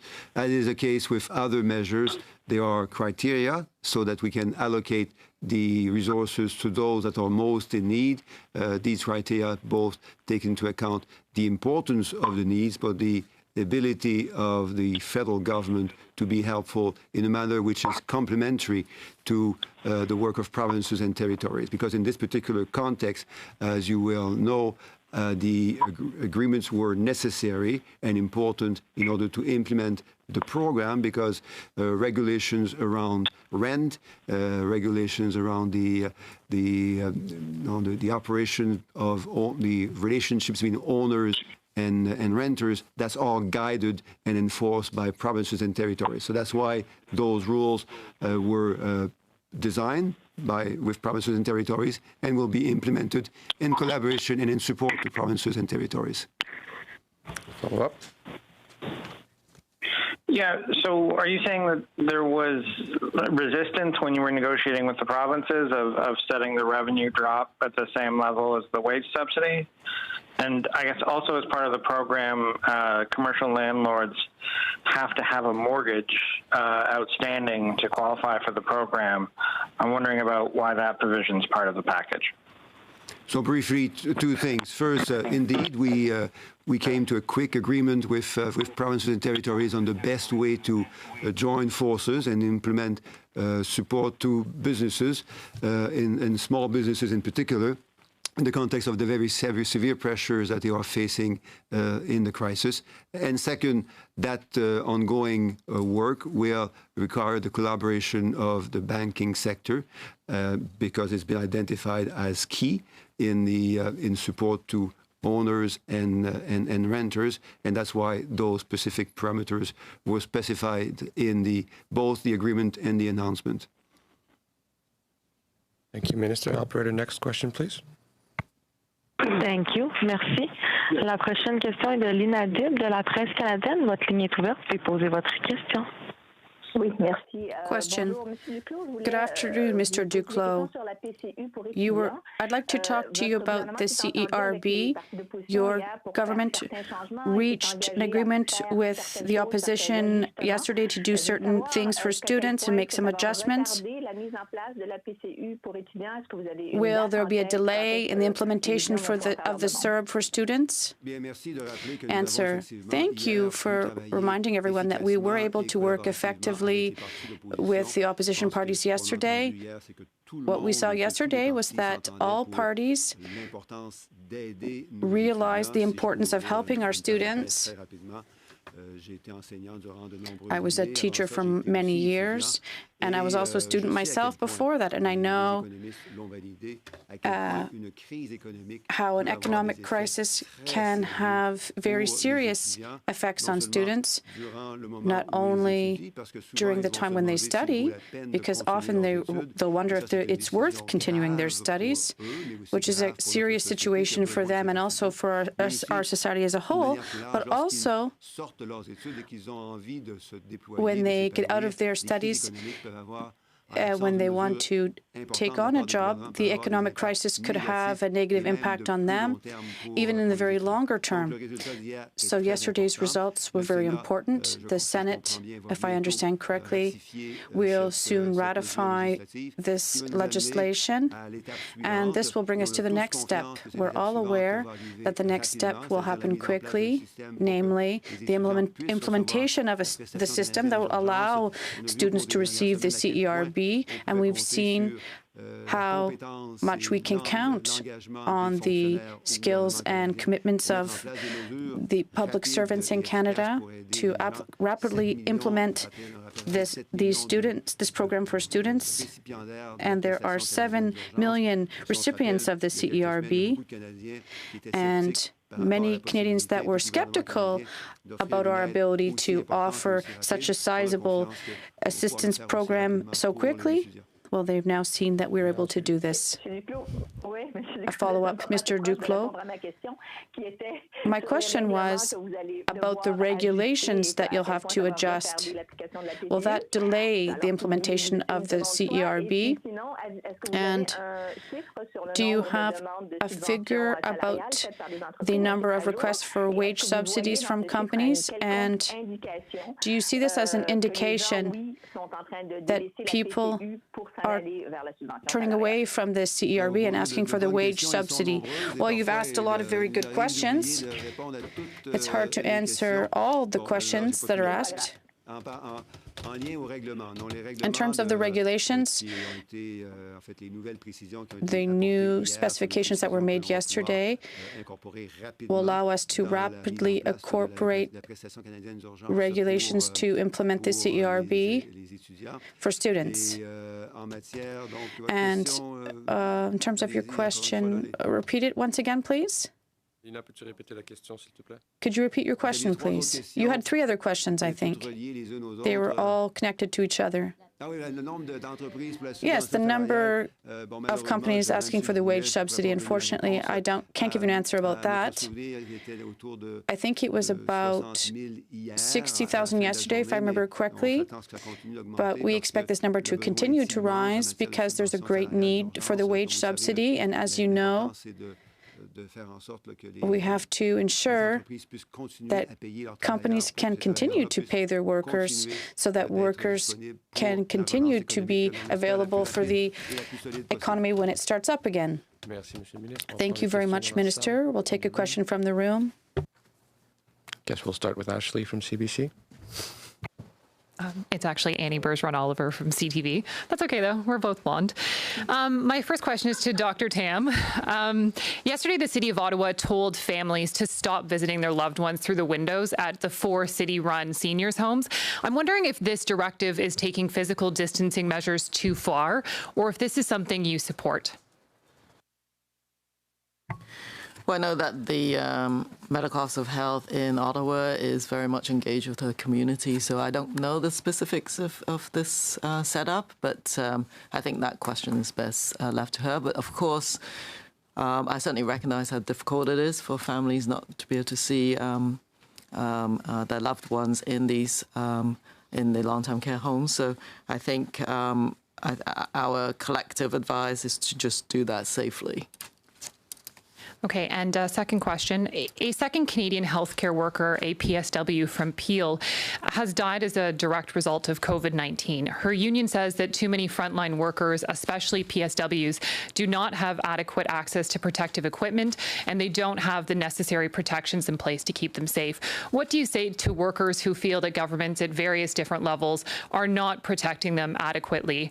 And are you aware of any provinces or municipalities who are facing any direct shortages right now of PPE? Well, I know that our teams are working, every day to look and forecast any needs from the different provinces and territories, so that PPE can be allocated.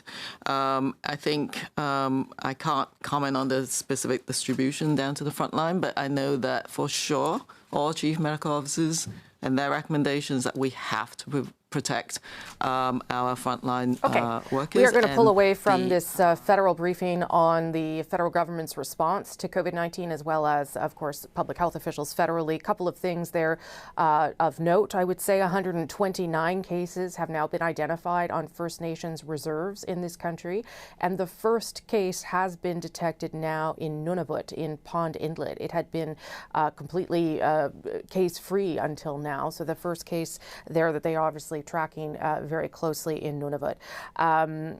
I will also just say that we are expecting a cabinet meeting today by the Prime Minister and his government, where they have many things to discuss, the pandemic, of course, but also the possibility of further restrictions for assault weapons in this country. The Prime Minister also expected to have a call with Premier and territorial leaders later today. These calls are now happening on a weekly basis, in large part to talk about the reopening of the economy, which, as you know, is happening at a different pace depending on where you live inside this country. But much of the focus for the government today on this downing of on this accident that has happened off the coast of Greece, one helicopter involved in a NATO mission and 6 Canadians on board, and that's where I will leave it and hand it over to Andrew Nichols.